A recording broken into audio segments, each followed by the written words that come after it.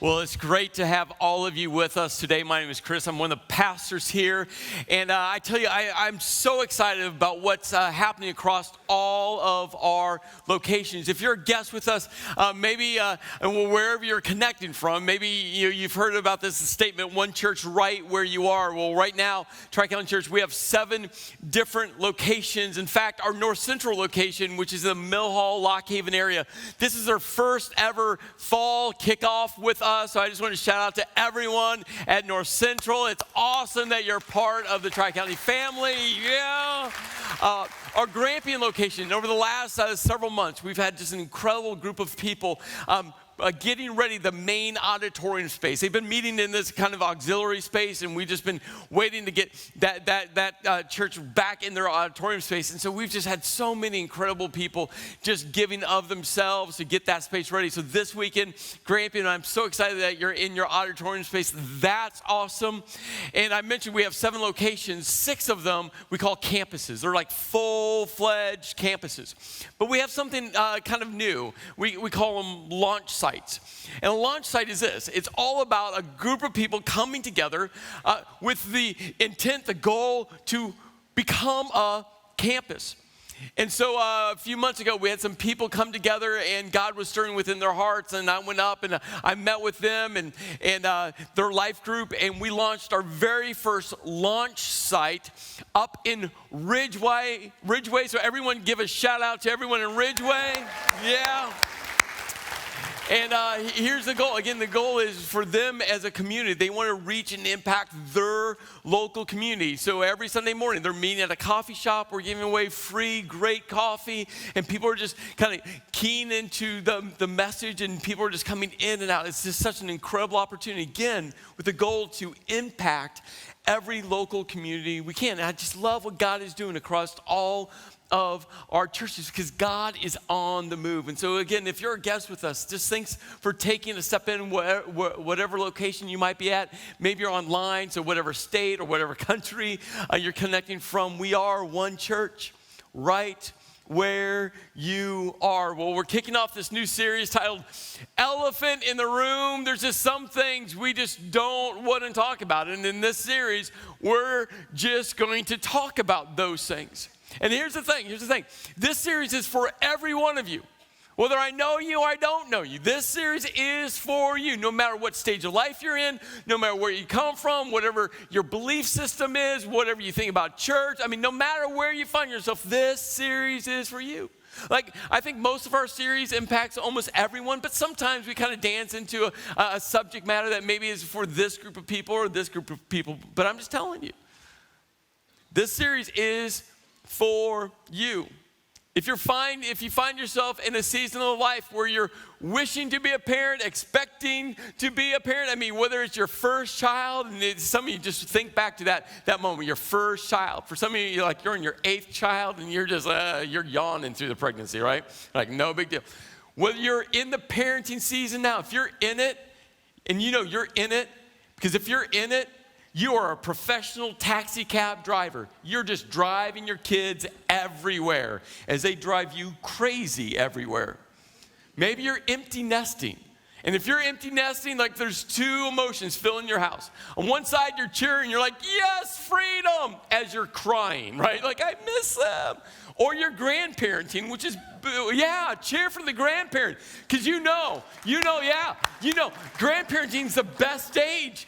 Because you can get the kids and give them back, right? You're like, you take them, right? It's amazing. You can spoil them and then just go, hey, I hopped them up on sugar. Merry Christmas. Here we go, right? Right? Whatever the stage. This series is for you. Maybe you're looking for that special someone. Or you're dating that special someone. You're engaged to that special someone. You're married to that special someone. Or maybe you just lost that special someone. This series is for you. And maybe you're sitting there going, but Chris, I don't fit any one of those things. Maybe for you, you're thinking about it like, I'm done. I've opted out of finding that special someone. Because, right, yeah, some of you are cheering for that. You're like, yeah, I'm done, right? I'm done dating jerks. I'm just done. I only find jerks. I'm done. All guys are jerks, which most guys maybe are. I don't know, right? Maybe you were married to like that person. Your marriage is not perfect, but your marriage was so amazing. And you're like, I'll never find that person again. Or maybe your second marriage just ended and you're like, no, third time is not going to be the charm. I'm just opted out, right? Opted out. That's your season. This series is for you. If you are a friend, have a friend, want a new friend, or even if you want to get rid of a friend. Yeah. You all know, we all have that person. You're like, how do I? Can I? In this series, I will teach you how to get rid of a friend, right? It's okay. You don't have to be hateful to them. There's ways to do that, right? This series is for you. Right? I stated it's for everyone.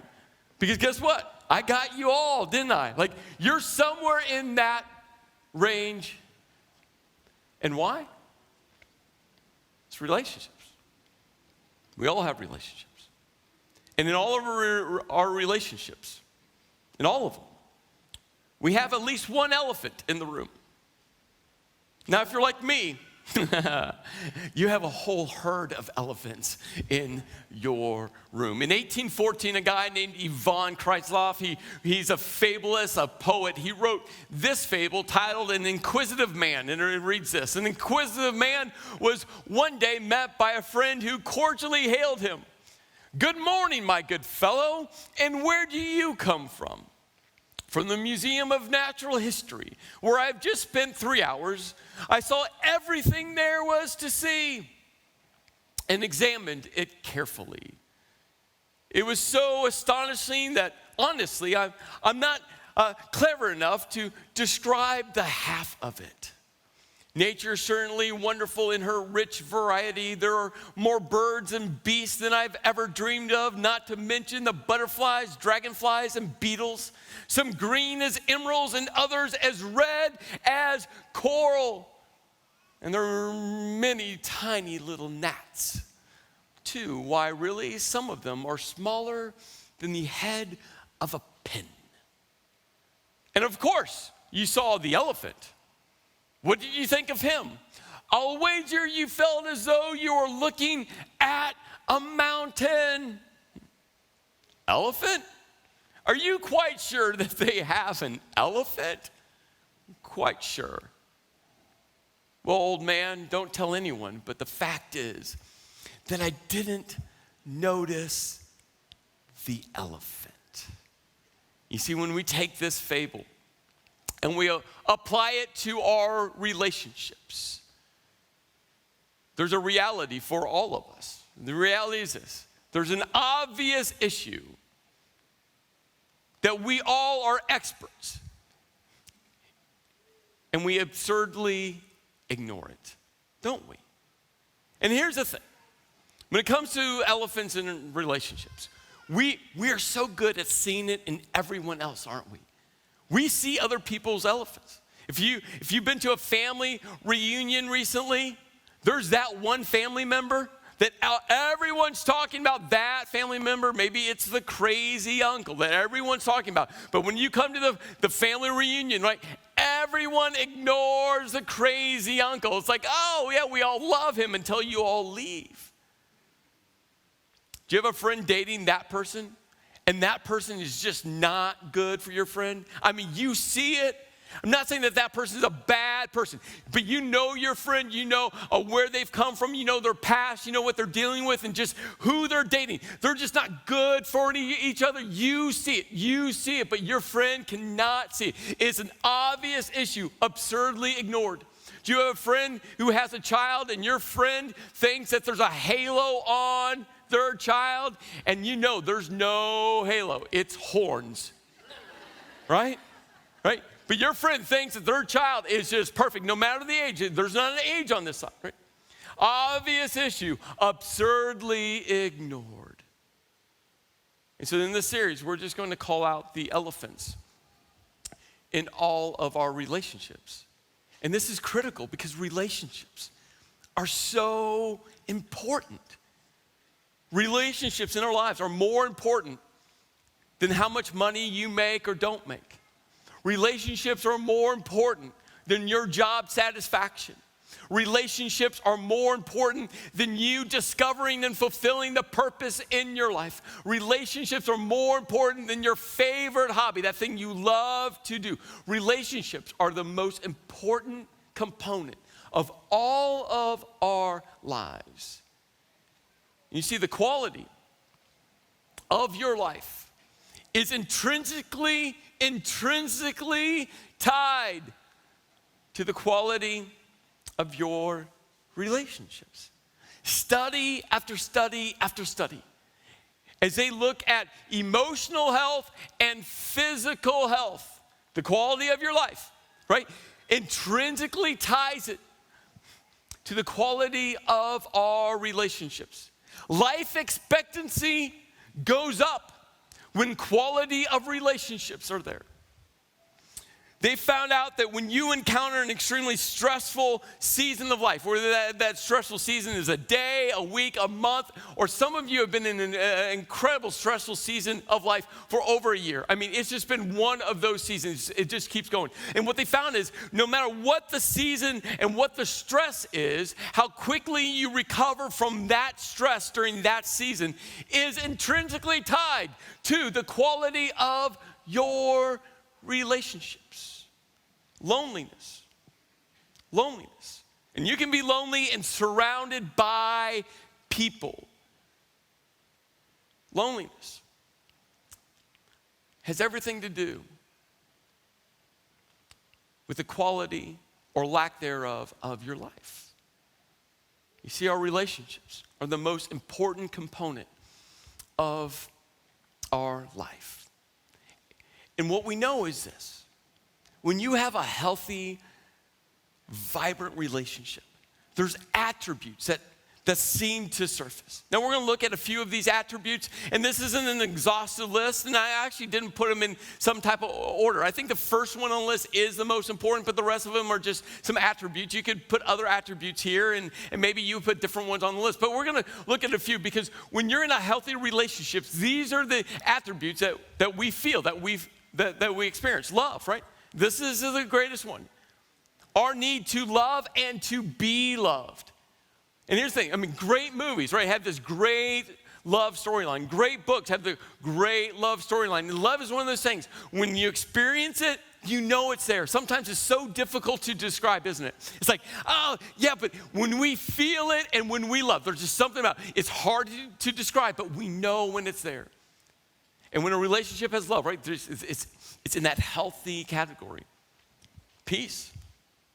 That relationship, when that person is around you, I mean, the storms could be raging in your life, but when that person is there, it's like almost like they have a remote control. They just hit pause on the storm, and there's just a peace when their presence is in your life. Joy is another one of these attributes. Not based on what they give you. Like if they send you flowers, right, that's happiness. Like they send you flowers, like, oh yeah, I get flowers. Hey, that makes you, but that's not joy. Joy is that feeling that when you see that person's name on your text message feed, you don't even know what they typed. When you see their name, like there's that feeling inside. When you see them walking towards you, I mean, you just see their face, and they could have a frown on their face. It doesn't matter, but just their presence in your life. Like there's a joy inside that just wells up within you. Support is another one. When you need strength, when you're going through that season. I mean, I love what the great philosopher John Bon Jovi said. I'll be there for you. These 5 words, I swear to you, when you breathe, I want to be the. There we go. I'll be there. I really want to sing that, by the way. I really want to sing it. I've had so much self-control not singing it because they record all of these, and if I sang it, they would have it on video, right? But right, there's nothing like a person who's there for you. And these attributes and so many other ones. I mean, we could talk about transparency. Right? You know who they really are. We could talk about generosity. Not generosity like they give you money. I mean, that's not a bad thing. But it's not about that. Right? They just give of themselves to you. There's a whole list of these attributes, and all of them get into a life-giving relationship. And here's the thing. We know these people in our lives. They're life-giving. When we're around them, we give life to them. They give life to us. Oh, it's an amazing feeling. But here's the thing with these attributes. There's another list, isn't there? It's the counter attributes on the other side. See, when you look at love, it would be easy, and maybe quickly you thought to yourself, oh, yeah. I know the counter to love, it's hate. And you could make an argument for that, but that's not what I wrote down. Because hate still requires some type of emotion back towards you. There's some level of care that they're going to shove, even though it's bad emotion, they're going to shove that emotion back to you. You see, I think the counter to love is indifference. So when that person looks over you, looks around you, and just looks right through you, they don't even see you. On the other side of peace is chaos. It's that relationship that every time they're around you, they take all of their chaos around them and they shove it into your world. On the other side of joy is hurt, pain. We're going to look at that during part 4 of this series. On the other side of support, it's just them being absent. Could you imagine if Bon Jovi wrote the song this way? I won't be there for you. These 6 words, I swear to you, when you breathe, I'm not going to be the air for you. I won't be there for you. Key change, power ballad, right? It doesn't have the same ring, does it? It doesn't make you feel good inside. You're like, oh yeah, I love that song. I won't be there for you. Right? It just doesn't have. But you have a relationship that every time you need their support, you need their strength, you need their presence, they're not there. And these attributes and all the other counter ones, and instead of being transparent, right, they're closed off from you. Instead of being generous, they're selfish. They're me, right? And those people, they suck the life out of you. And what happens is this. When relationships are healthy, they're so life-giving. But what happens is when they become unhealthy, well, these people cloud all of these attributes from everyone else. It's why relationships are so difficult. Now I'm going to say something that I'm going to wow all of you. You're going to be so impressed with my intellect. You're going to be so glad that you've gathered today at one of our locations. Like, I'm so glad I showed up for this next thought, because what Chris is going to say next, it's going to transform my life. Are you ready for it? Ready? The intellect is coming your way. It takes one person, you, plus one more person to equal a relationship. Take a moment. You all can say, wow. Wow. I know. I told you my intellect was just going to overwhelm you, right? But it takes you. You're a person, plus one more person to equate a relationship.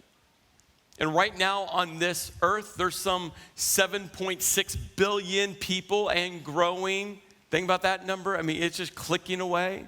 Experts think that over the span of mankind, there's been some 108 billion people. And when we think about these numbers, and let's just focus on the 7.6 billion people alive right now. Every single one of these individual 7.6 billion people, right, have very unique personalities, don't they? Every one of these 7.6 billion people are unique people. And that makes you the only one. You're the only one. No one else is like you. No one else thinks like you. No one else perceives like you. No one else laughs like you. No one else sees this world like you. No one else has a personality that you have. Now, you might find similarities with different people, but here's the thing. Out of the 7.6 billion people, and we're all part of this 7.6 billion people, there's only one of me. And that's a great thing, because some of the things going on in my mind, like, it's a scary place, right? There's only one of me. There's only one of you. And that's why when we talk about the elephant in my room, the elephant in your room, or the herd of elephants, you are the common equation to every elephant in every one of your relationships, because it's you plus another person that equals the relationship. And so what we're going to look at today is foundational for this entire series we're in. I'm just telling you, this lays the framework, the foundation for everything we're going to be looking at and every other elephant we're going to be looking at as we make our way through this series. Now, we're going to look at a transformational thought. I'm just going to tell you, it could transform you, transform every one of your relationships, no matter what category of relationship it is. It can be so transformational if you lean into this. There's a guy that wrote these transformational words some 2,000 plus years ago. Maybe you're familiar with him. His name's David. He was a shepherd boy that God tapped on the shoulder and he became king. I mean, that's just an epic Hollywood storyline right there. When David became king, I mean, he was a messy individual. So many times people are like, yeah. But Chris, you don't know what I've done in my life. I don't know if God will love me. I don't know if I could come to church because church is for like all these good people and this is my life. I'm like, have you read the Bible? Like, have you just read it? Because the Bible is filled with incredibly messy, flawed, messed up, broken people that God just said, here, just come with me. And David was one of these people. When he became king, David leveraged his power to sleep with a married woman. David leveraged his power to kill her husband. I mean, that's about as messy as it gets. David, he had a son that tried to kill him. I mean, David wasn't going to get Father of the Year award, right? But God still said that David was a man after his own heart. Man, it's just another one of those moments of God's pursuit of all of us and God's desire to take our mess, our brokenness, and in his hands, restore us. And so we're going to look at some of these words that David wrote. And here's the thing. For some of you, right when you see these words, you're going to want to check out, tune me out. You're just going to want to. You're going to sit there and go, oh, I've heard this before. Some of you are like, I've taught on this before. For some of you, you're like, I have these words memorized. And all of that's awesome. I'm just going to ask, resist that temptation. Just give me a few more moments and just lean into this. For some of you, when you hear these words that David wrote some 2,000 years ago, you don't even know they came from the Bible, but you're going to think to yourself, oh, I've heard these before. Like you've seen them on a coffee cup. You've seen them on a painting. You're at your neighbor's house. You're eating dinner. You go to their bathroom. You're in the bathroom. You see the painting on the wall, and you've seen these words. Maybe scrolling through Facebook, you've seen these words. These are some of these common words. And again, I just don't tune out, because what David wrote has a power to transform your relationship, starting with you. And these are the words. For you created my inmost being. You knit me together in my mother's womb. I praise you because I'm fearfully and wonderfully made. Your works are wonderful. I know that full well. Right? These are just some of those common Bible words that you just see in so many different places. But here's the thing. This is a great translation, a great English translation. It's a fine translation. But what makes it difficult is scholars take this ancient Hebrew language that was written some 2,500, 3,000 years ago, and they try to take this ancient Hebrew language and bring it into modern day English. I mean, just think about the last 10, 20, 30 years, how much our English language has changed. New words have been added, right? Think about 20 years ago. What was the word Google? Right? That's just in 20 years. Think about 20 years, how much? I mean, Snapchat, what was that? 10 years ago, 5 years ago, right? Like, we see our language just rapidly evolving, and then we take this ancient Hebrew language and we're trying to bring it into our modern day time period. And so, whether or not you have these words memorized, or maybe this is the first time ever seeing them, I just ask, go on this journey with me. Because these words might just transform you. So when David sat down to write these, he started by saying, for you. Now, sometimes we come to these words in the Bible and we just want to pass them over. It's like, for you, and keep going. But when David wrote the word you, this is an emphatic you. This is like a scream on the top of your lungs, you. This wasn't like, oh, for you. This was like, for you. Like you feel that emotion, you feel that energy. Last Saturday night, I came home. It was about the third quarter when I turned on the football game. It was Penn State playing Appalachian State. Penn State fans, come on, yeah, be proud. A moment of confession, and you can boo. I am a Michigan fan. That felt so good, by the way. It felt so good.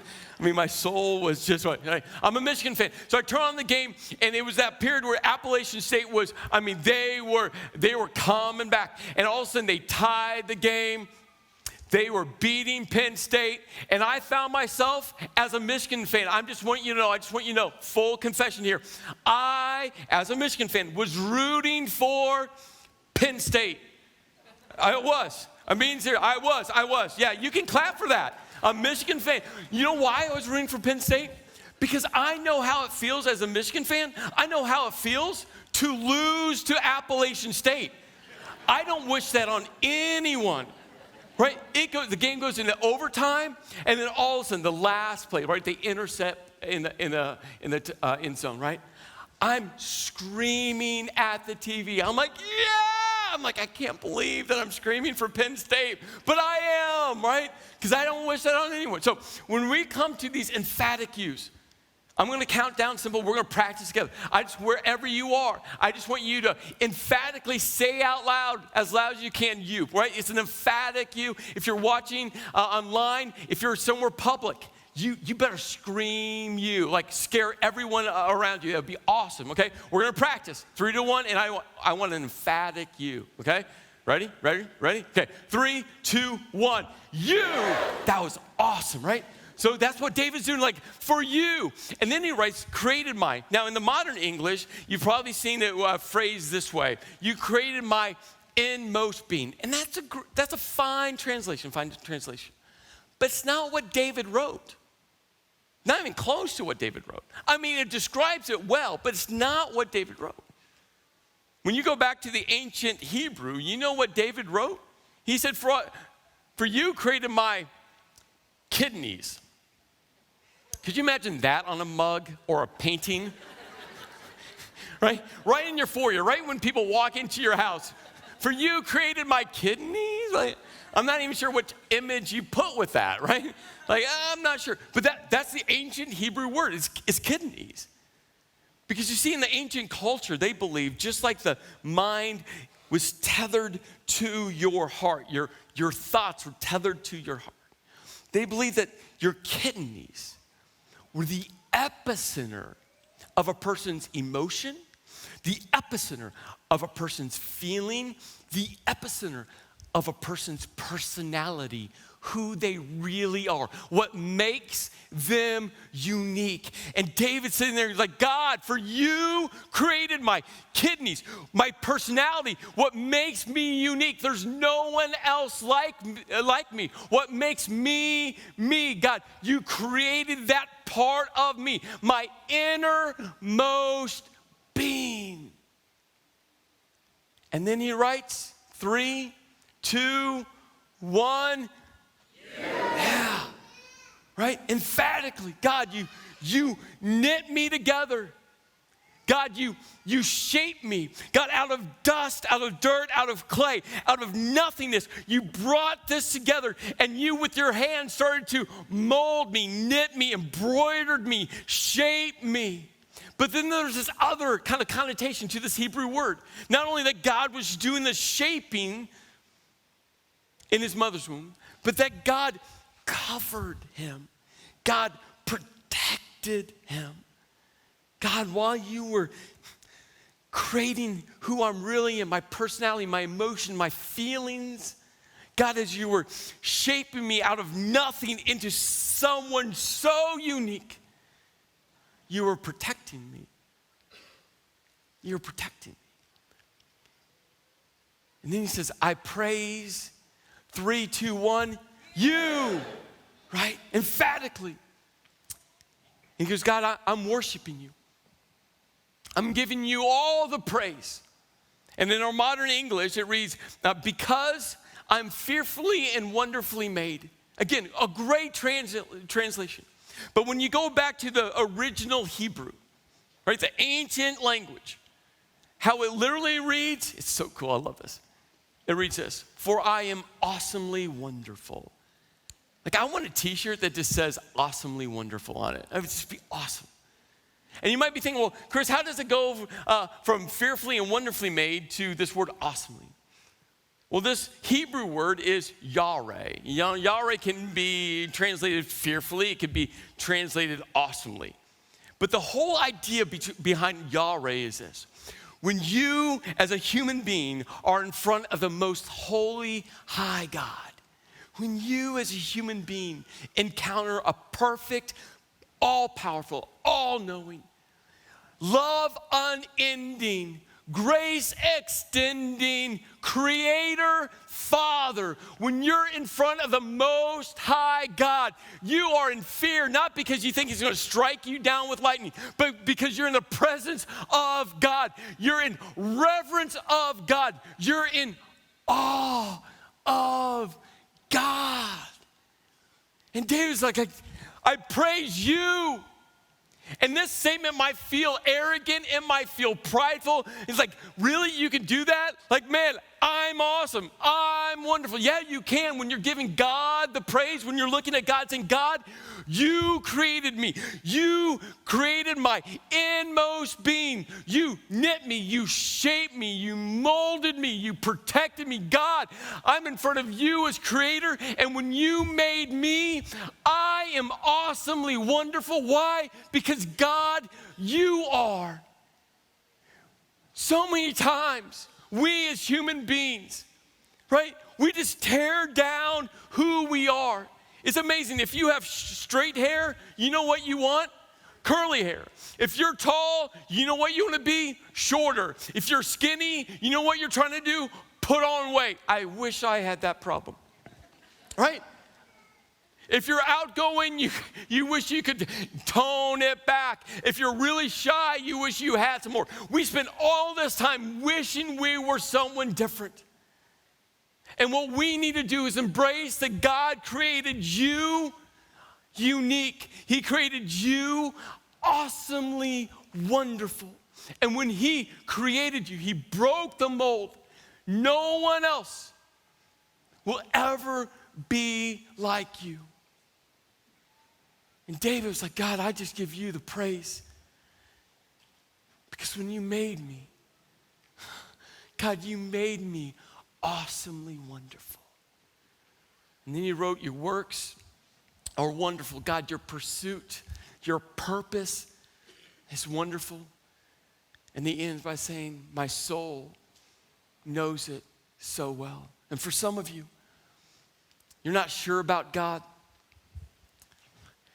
Maybe you're taking steps back towards God, or maybe it's your first journey to go, God, you're out there somewhere. I'm just trying to figure this out. And I want you to know what's drawing you, what's pulling you is God the Creator created your inmost being.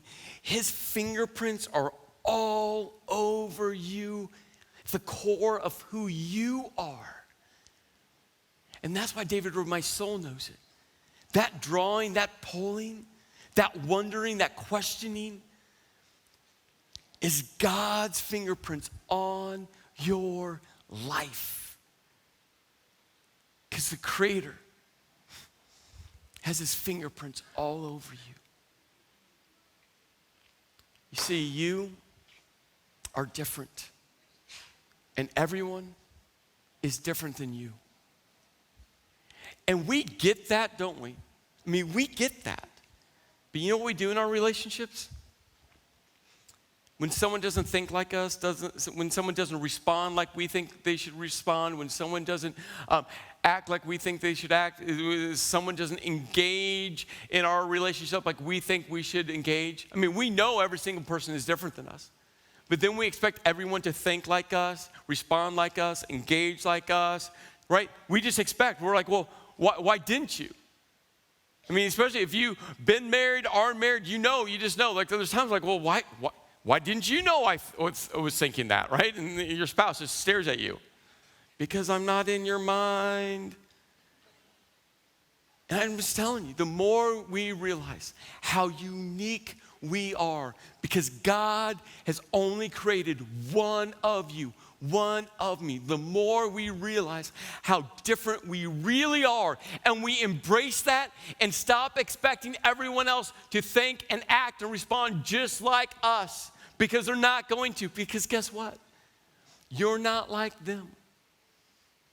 The more we embrace how awesomely wonderful you are, and the more we embrace how awesomely wonderful every other person is, just telling you,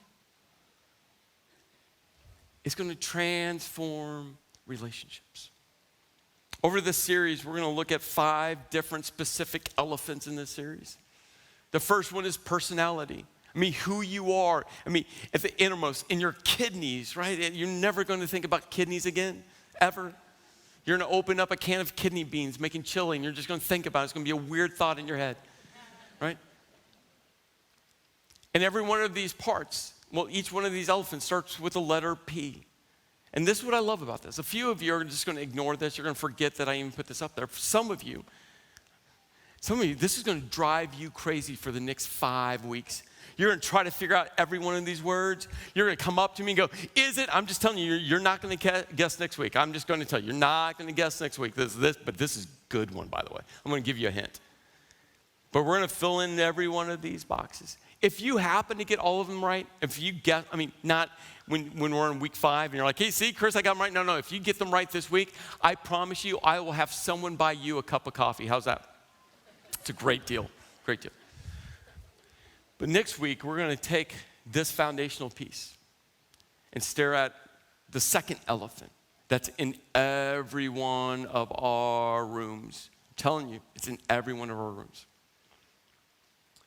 Before the message, we did a song in 1988. A band called Living Color came out with this song. I was in my hair metal guitar playing stage. It was awesome. I mean, my parents hated it because I had my amp cranked to 10. I mean, it was just loud. And they came out, and I love this group. And they wrote this song called Cult of Personality. This is your hint for next week. In the middle of the song, they wrote these lyrics.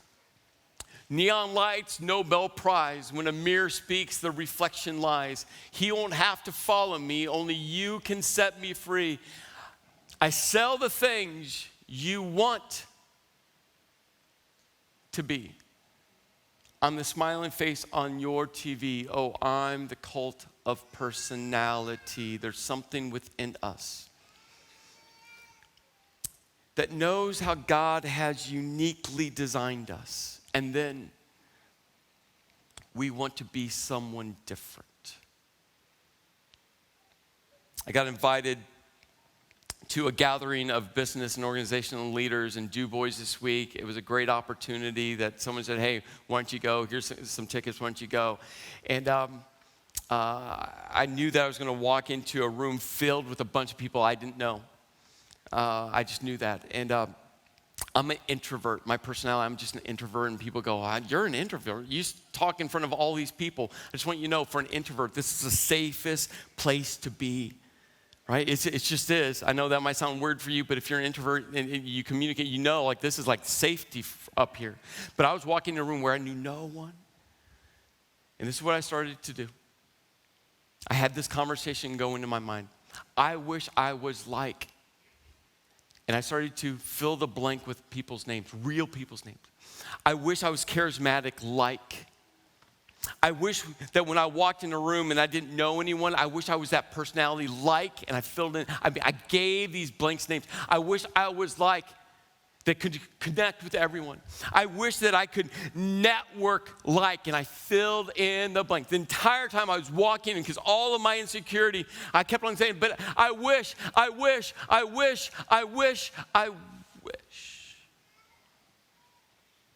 And there's something within all of us that no matter how God has designed you, no matter how God has designed me, we like to take a step over and say, I wish I was like.